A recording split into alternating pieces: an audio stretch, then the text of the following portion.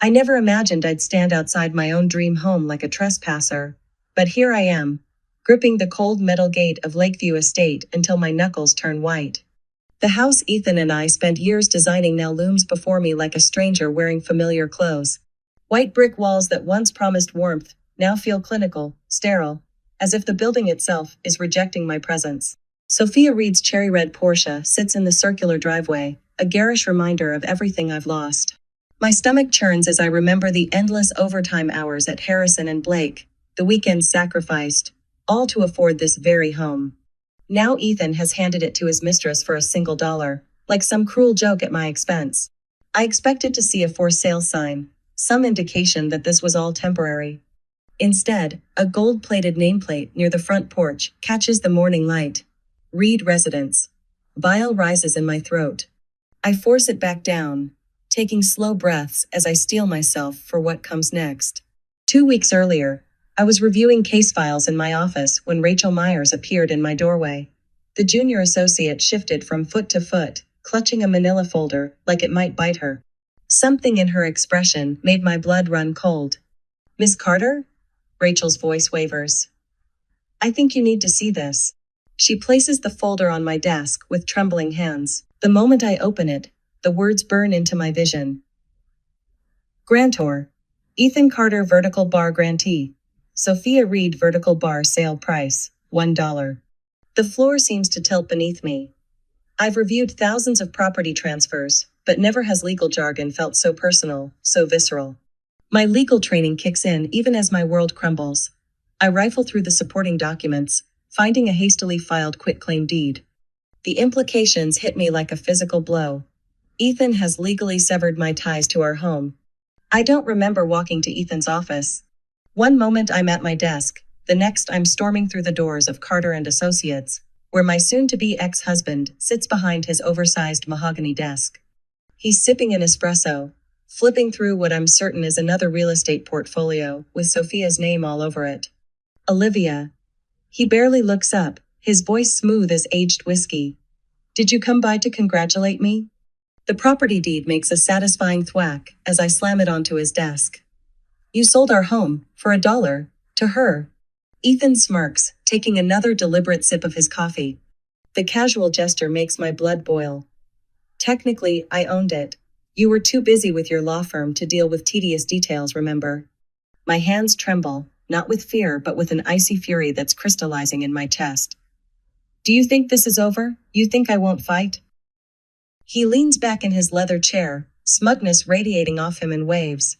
"It's legal, Olivia. You, of all people, should know that." My breath catches. In that moment, I see it clearly. Ethan truly believes he's won. That realization hardens into something dangerous inside me. Something that tastes like resolve. Later that night, I pace my downtown apartment, the space that once felt temporary but now represents all I have left. Grief threatens to overwhelm me, but I force it down, channeling it into something more useful. Strategy. Sophia Reed has no idea what she's walked into. And Ethan? He's drastically underestimated my knowledge of real estate law. I pour myself 2 fingers of whiskey, welcoming the burn that matches the fire in my gut. A yellow legal pad sits on my desk, pristine and waiting. I flip to a fresh page and write 2 words in bold strokes: find leverage. If Ethan thinks this is checkmate, he's about to learn I'm not even playing chess. I'm playing a game he doesn't know the rules to yet. The next morning finds me in the records division of the county courthouse, surrounded by stacks of deed restrictions I haven't looked at in years. My eyes burn from lack of sleep. But then I see it, a clause buried deep in the original development contract that makes my heart race. If property is transferred for below market value within X years, reassessment and tax penalties apply. My legal mind kicks into overdrive as I snap a photo of the document. The county assessor's office will soon notify Ethan of a tax bill so massive it would cripple anyone's finances. I lean back in my chair, allowing myself a small smile. Later that night, I pull up Ethan's financial records, tracing transactions that shouldn't exist. He's been moving money for months, leaving a trail he thought was invisible. "If you're trying to hide something, Ethan, you failed," I mutter, filing the documents into my growing case folder. I pick up my phone and type out a message, each word dripping with venomous subtlety. You might want to review the fine print before getting too comfortable in your new home. Ethan's reply is instant. What did you do? I take a slow sip of whiskey, savoring the moment. Let him sweat. Tomorrow, the real game begins. The fluorescent light in my office at Harrison and Blake flickers, casting an unsteady glow over mountains of paperwork. My eyes burn from staring at endless documents, but I force myself to keep reading. Every signature, every notarized page, every clause somewhere in this maze of legalese. Ethan made a mistake. He had to. I take another sip of cold coffee, grimacing at the bitter taste. The clock on my wall shows 11:47 p.m., but time lost meaning hours ago. County records, financial transactions, real estate filings, they blur together until my vision swims. Then I see it. My hand trembles as I lean forward, reading the words again and again. A small, innocuous clause buried in the original deed restrictions, something so easy to overlook if you weren't specifically searching for it. If property is transferred for below market value within 5 years of purchase, reassessment and tax penalties apply. My heart pounds against my ribs. This isn't just a loophole, it's a loaded gun, and I'm about to pull the trigger. The memory hits me like a physical blow. Ethan and I, sitting in our old apartment, wine glasses in hand. His voice warm honey, dripping with false sincerity. You trust me, don't you? He'd asked, sliding the paperwork across our coffee table. I'll handle all this. You focus on your cases, I know you don't like dealing with the tedious details. I remember signing without a second thought, exhausted from another 14-hour day at the firm. Back then, his offer felt like love, like partnership. Now the memory tastes like ash in my mouth. My hands clench into fists. No more trust, no more blind faith. This time, Ethan won't see the ambush coming. The next morning, I sit across from Daniel Lee in his corner office downtown. The forensic accountant's reputation for exposing corporate fraud precedes him exactly what I need right now. Daniel's brow furrows as he scans through the stack of financial documents I've brought him.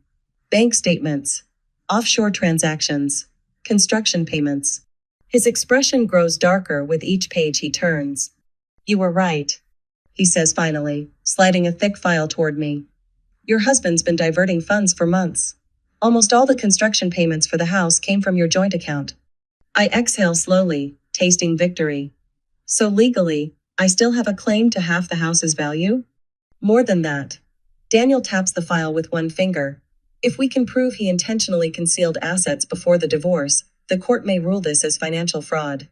A smile tugs at my lips. Ethan just made his worst mistake. That afternoon, my heels click against marble as I stride into the county court building. The petition for an emergency asset freeze feels heavy in my hands, each page carefully prepared, each allegation meticulously documented. The request outlines Ethan's pattern of fraudulent asset concealment with surgical precision. At the clerk's window, I watch as she stamps each document.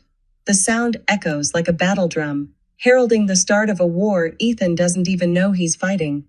With this injunction filed, he can't make any further property transactions without court oversight. His financial empire is about to crumble. Across town at Carter and Associates, Ethan's world starts to implode. Through Rachel's network of legal assistants, I hear how it happens. The court notice arrives during his morning meeting with potential investors. His face drains of color as he reads. The papers tremble in his hands. Is everything okay, Mr. Carter? One of his associates asks. Ethan forces a smile, but his fingers crumple the document's edges. Just a minor issue to sort out, he lies, already reaching for his phone. Before he can connect with his lawyer, a notification pings. His bank accounts are under review. I watch it all unfold from my office, sipping fresh coffee as my phone lights up. Ethan's name flashes on the screen once, twice, 7 times. Each call goes straight to voicemail. The texts start flowing. Olivia, what the hell did you do? We can fix this. You don't understand what you've started. Answer your damn phone. I set my phone aside, letting myself savor his desperation.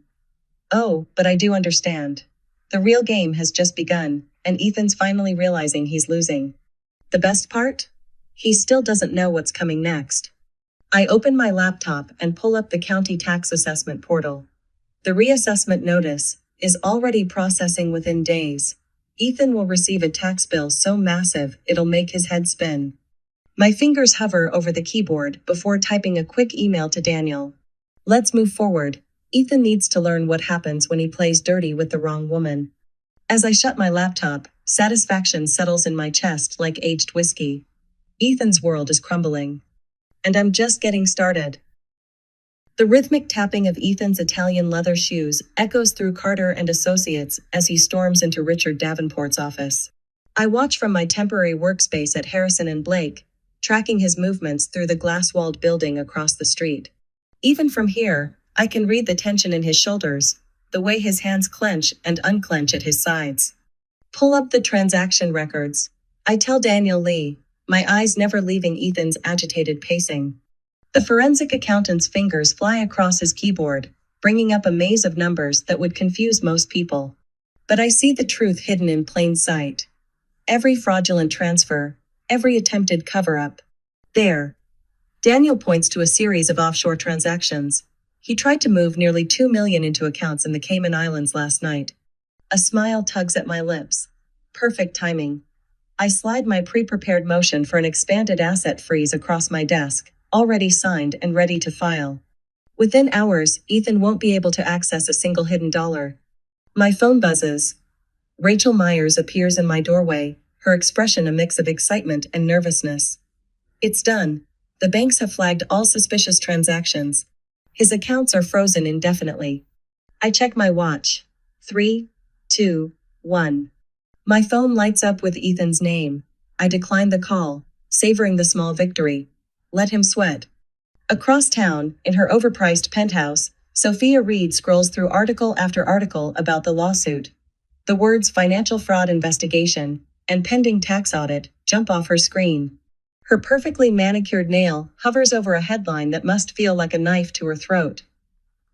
Carter estate transfer under criminal investigation. When Ethan appears at her door, she probably expects comfort, reassurance, maybe even a plan. Instead, he thrusts legal documents at her. Sign this, transfer the house back to me.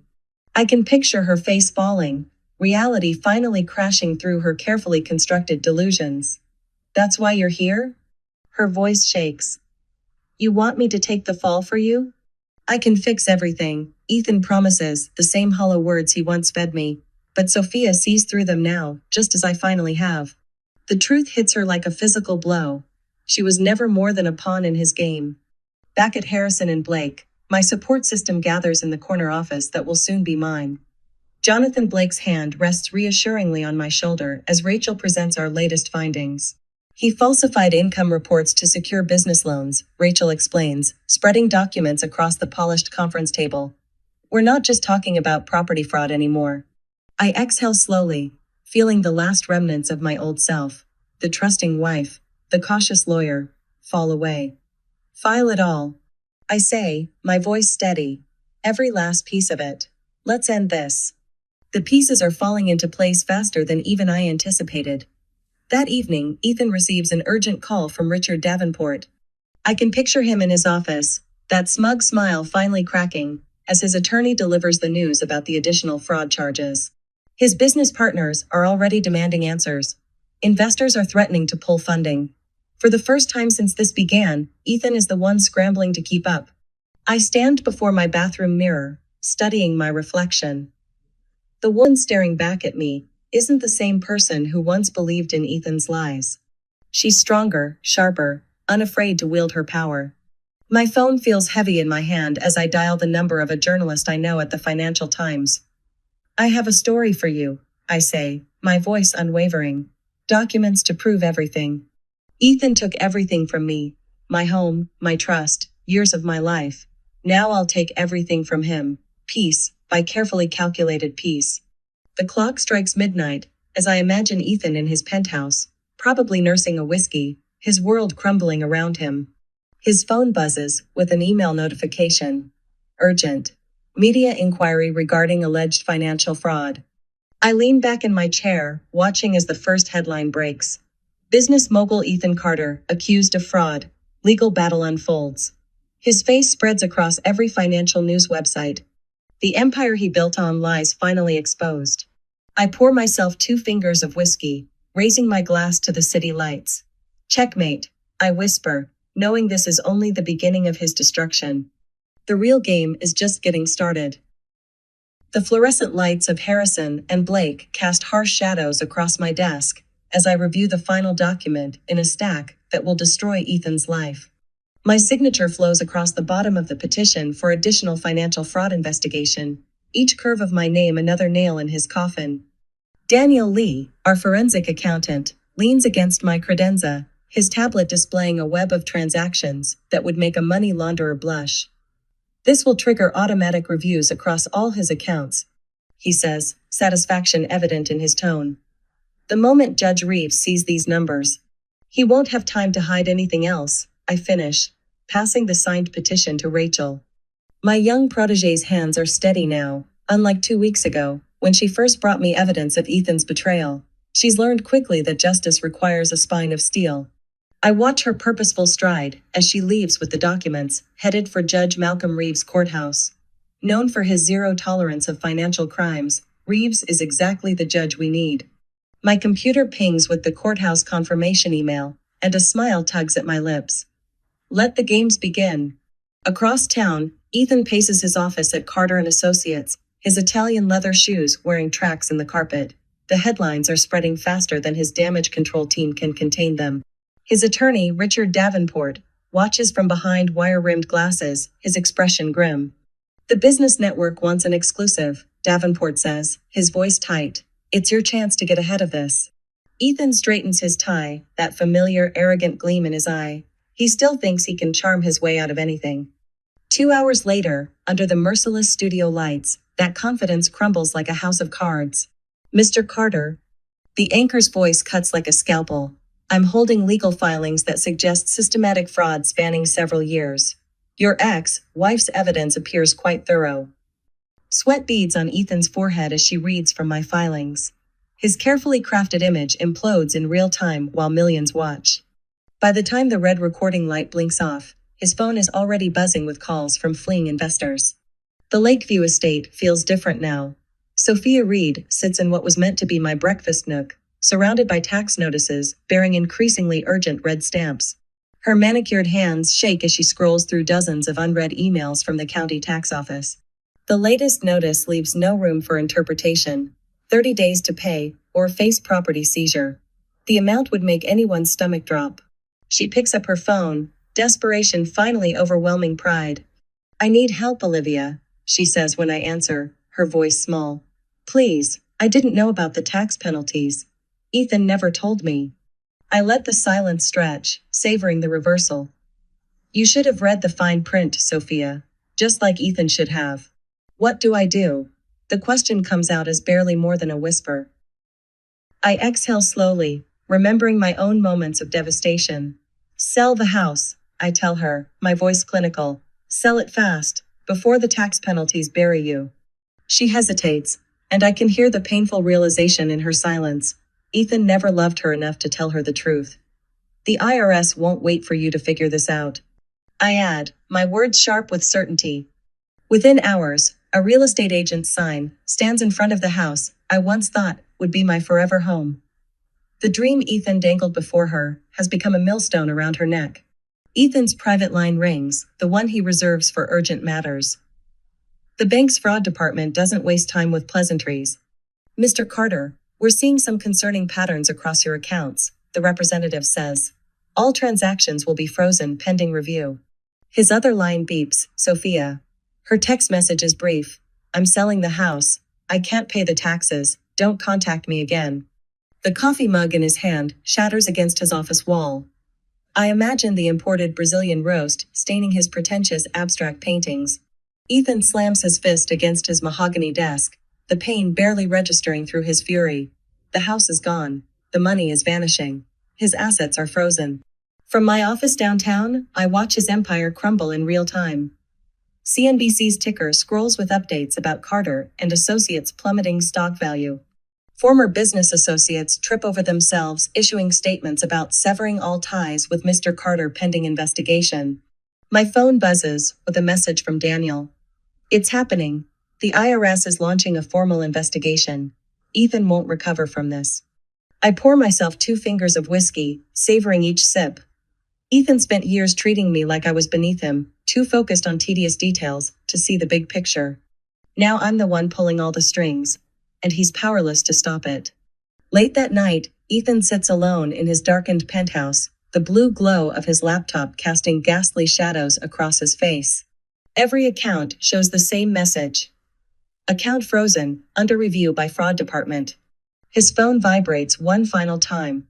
The county tax office's last warning. Immediate payment required. Failure to comply will result in further legal action. Ethan grips the edge of his desk, his breath coming in shallow gasps. Everything he thought he controlled is slipping through his fingers like sand. I lean back in my chair at home, watching the city lights twinkle through floor-to-ceiling windows. Tomorrow, the final phase begins. But tonight, I savor my whiskey and the knowledge that Ethan's empire is crumbling, one frozen account at a time. Fix this, now. Ethan's voice crackles through his office phone, desperation seeping through every syllable. I can picture him at his mahogany desk, the one he used to brag about importing from Italy. His perfectly pressed suit now wrinkled from hours of anxious pacing.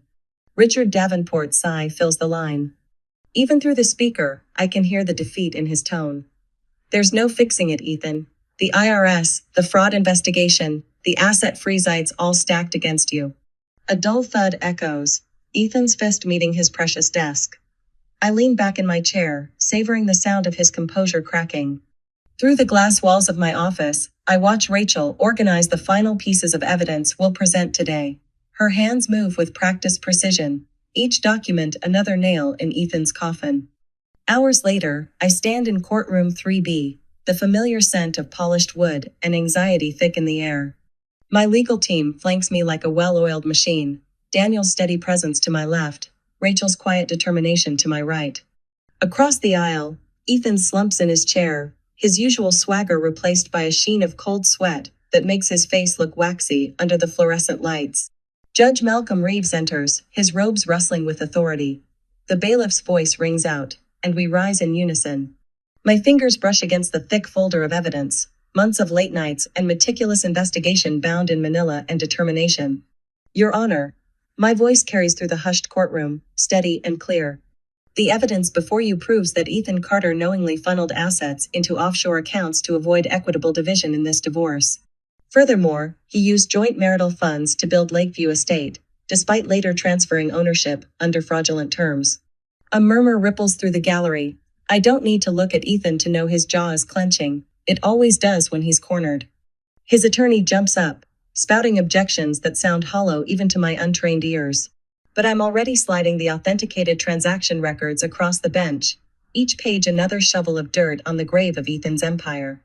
Judge Reeves studies the documents for what feels like hours, though my watch tells me it's only minutes. When he looks up, his gaze fixes on Ethan with the weight of incoming judgment. Mr. Carter. The judge's voice cuts through the tension.